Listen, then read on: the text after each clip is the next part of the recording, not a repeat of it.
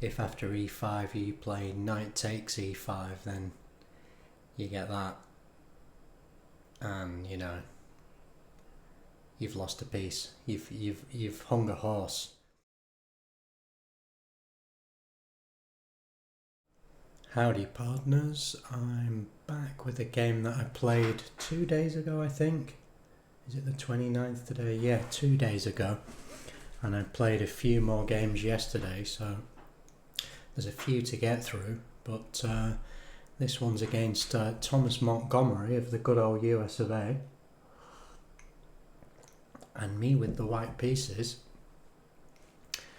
As usual, I played e4, and against the Sicilian, I believe my typical response is to play the Smith-Morra gambit, so I did.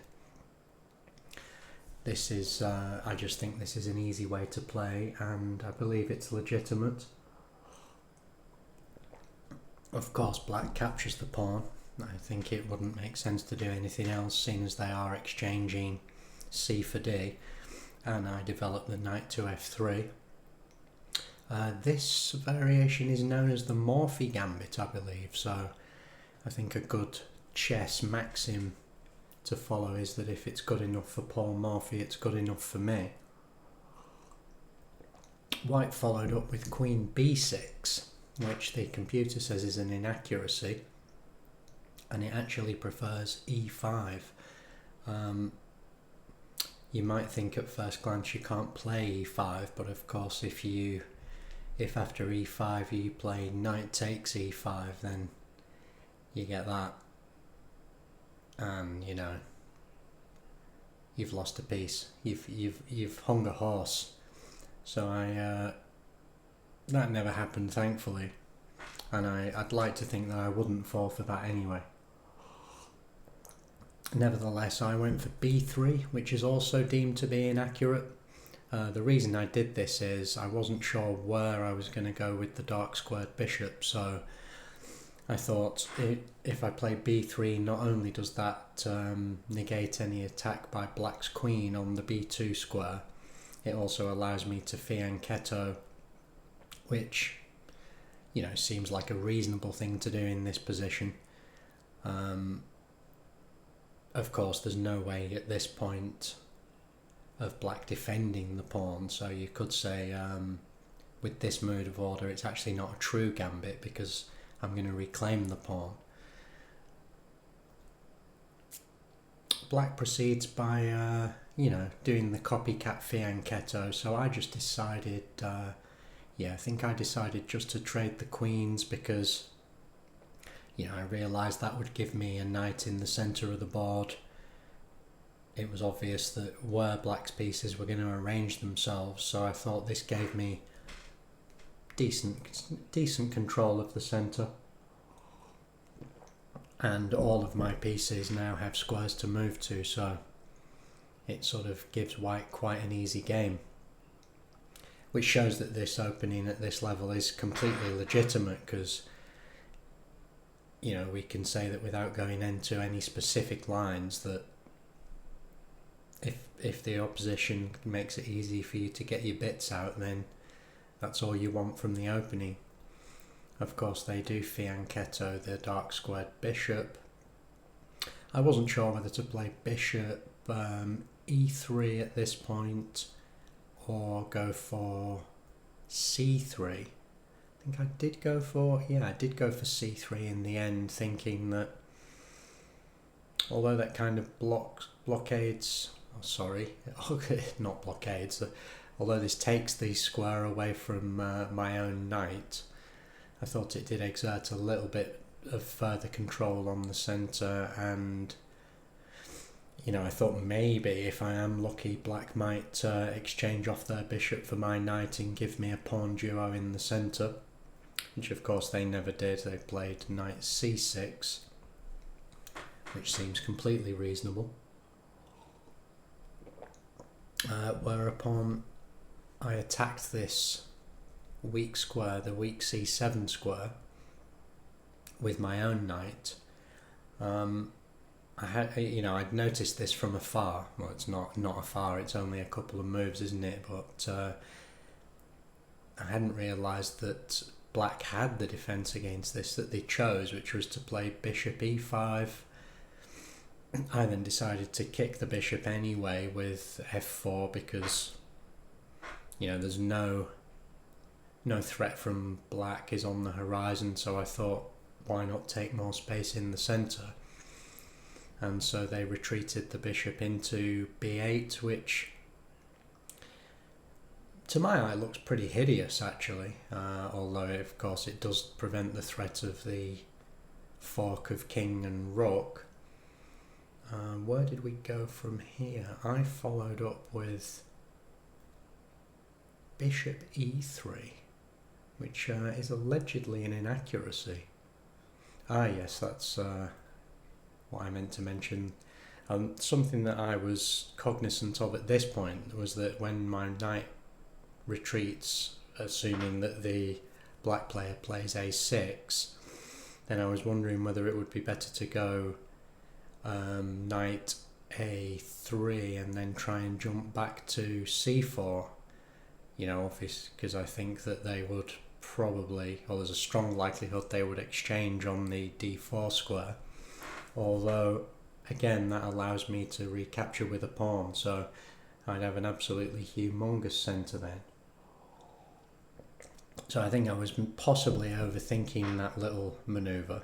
However, the engine does want white to play c4, and that's not something that would have been a candidate move for me, but it does allow, it allows potentially this, which is nice, of course. It allows, and also gives the knight a square to jump back to, so although perhaps the knights arrayed like this would look a bit cumbersome, it would obviate the potential for the exchange of knights on the d4 square.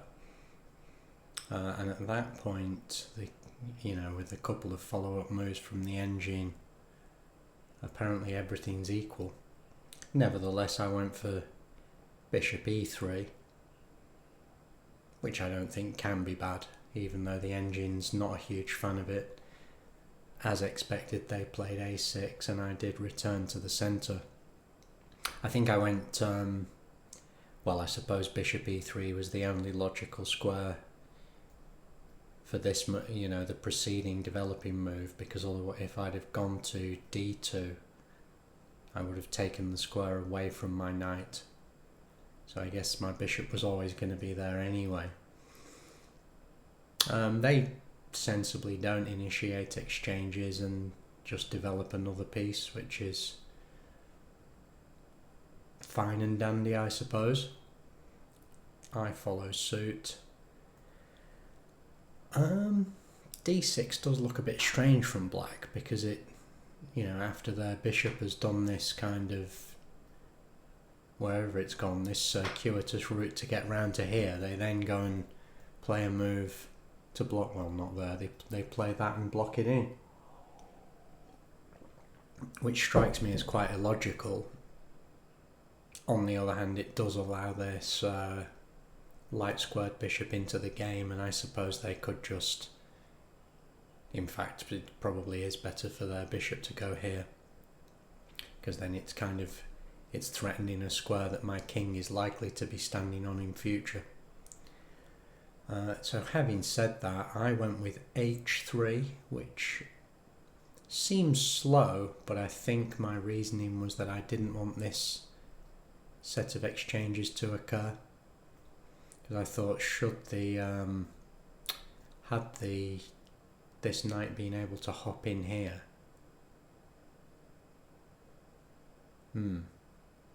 I suppose I could have gone with a I could have done a king march, perhaps,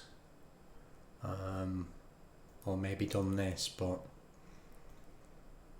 everything looked awkward, and I think that especially given that black's dark squared bishop is locked away over here, it would be a strategic error to allow this to be exchanged off for a knight. And so that's why I did that, which I think is you know, it's decently logical, even if it's probably not the best move in the position. They castled. I got my last bit out. Looking at this, perhaps, in hindsight, I think maybe just this would be a better move. In fact, if we time travel back to this point, given that I didn't want this knight hop, I should have played this, shouldn't I? Oh well, improvements to be made in future. This is what actually happened in the game. Where are we? And then I think the first interesting point of the game occurred because black decided to go with e5, and the evaluation bar swings fairly steadily into white's favour. However, you know, I was very undecided about what to do at this point, because I thought if I do... initially I rejected f takes e, you know, simply because it allows black's knight on c6 to jump into the action. And it's obviously hitting my bishop, which didn't seem great. But then I thought, if I was thinking about playing f5, but of course I'm leaving my knight hanging, which doesn't look good. But I kind of thought, yeah, I think I was under the impression that maybe if he takes d4, bishop takes e4 would be nice if this knight wasn't here. But there's obviously no way to displace the knight in the meantime, which does lend itself to the conclusion that I should just exchange here, of course. Which is what the computer wants, actually. I think it's the computer line is knight takes, of course, b takes c6, and then when white recaptures here, you end up with this position, which actually looks pretty nice for white, seeing as, you know, all these pawns look eminently capturable. However, after not being able to see a way to generate any tactics, I just chomped on that square. They of course recaptured, which promotes their knight essentially to the middle of the board where it wants to be, and forces my bishop to come back. Well, it's not necessarily I suppose it is a slightly more passive square. It doesn't look terrible, does it? But if you compare this position to, from white's point of view, this position to this position, then I think that illustrates just how much difference the choice of capture can make. Yeah, so I think I made a fairly sizable error there. So anyway, once the knight did make it to e5, I played bishop c2. They followed up with that, which, you know, I can only assume that they're looking to play knight g3. Nothing else makes sense really, does it? I did consider playing bishop h6 at this point, but I thought that they'd simply move the rook probably to e8, maybe d8, but either way I think I thought that would amount to essentially making black play moves that they wanted to play, so I castled instead. Interestingly, or actually I suppose it's the opposite of interesting really, boringly, the engine has this at 0-0. Where do we go next? I've lost my list of moves. Bishop a7. Yes, as mentioned before, this diagonal does look a lot juicier for black's bishop. So that's an eminently sensible move, I think. I was contemplating what to do here. I didn't see an imminent threat based on the bishop on this diagonal, on the g1a7 diagonal, which is why I played. Yeah, I thought that this at at a future moment could possibly lend protection here, although that's not actually a valid argument, is it, because the knight's defended by this pawn. Although there is pressure on the base of the pawn chain, on this isolated pawn, so I think that in principle is possibly a decent move. White followed up with a bit of a, they move a pawn. I don't think there's anything more to that move than that. Not at this level of chess. I think at this point I'd had enough of having the king in the line of sight of this bishop, so I took the king over here. I also wanted to deny this knight a route back into the game, so in fact if you look at it, the only place it can go is here. And upon, if the knight went here, I probably would come in with the bishop and pin it, which might be the wrong way to think about chess, but at least I'd be being annoying. So after that, white followed up with the interesting b4, and I sat and looked at this for a while, and I looked at the pawn, and I thought I was looking at this knight, my knight on d2, thinking that it needs to move to a better square. It's my least active piece, so I came up with the plan of going knight b1, and then upon b takes, I would do knight takes c3, realizing that I could hop in here into this nice outpost on d5 and blockade black's weak pawn. I was also thinking that the next knight hop could be here, so I could potentially make a favourable trade of bishop for knight and retain the bishop pair. And so I think that's a decent bit of chess strategizing that I was doing, and I did indeed go for this move, but the problem is, and that never occurred to me at any point in this sequence, is that I can take the pawn, and it's just a free pawn. So I don't know.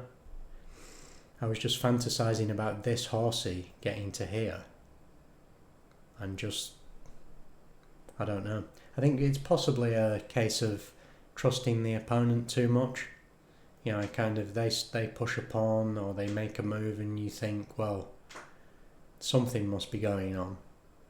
But in actual fact, that is just a free pawn. Nevertheless, I embarked on the tour de horse. They, of course, obligingly take the pawn, or I oblige them by letting them have the pawn, hoping for this. And I think this follow-up bishop b7 makes a lot of sense, doesn't it?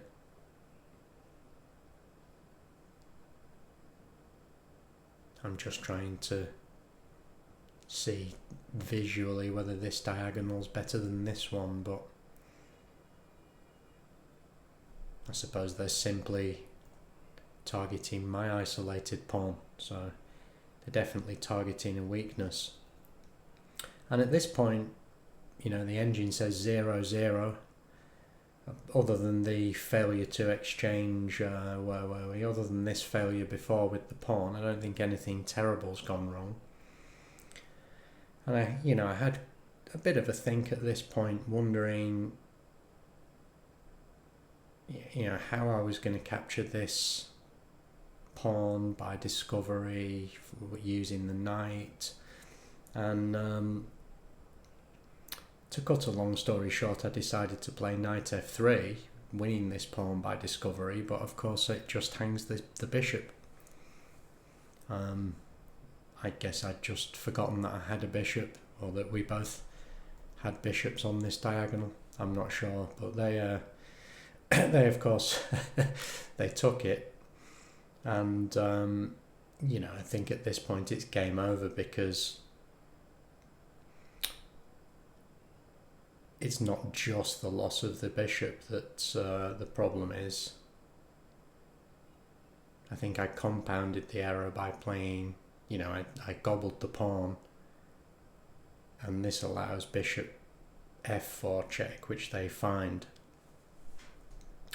And funnily enough, either way the king goes, you end up getting forked, because if I go to here, then obviously the knight just jumps in, forks king and rook, and if I go here, then what happens? Well, they take my knight with a discovered attack on my rook. So I'm not sure after this blunder whether the game was recoverable. Engine's saying -4.5, so probably not. And it actually does want to... Oh, right, so it wants me to take here. Yeah, I mean, it's sort of doing a lot of computery things, but the evaluation is...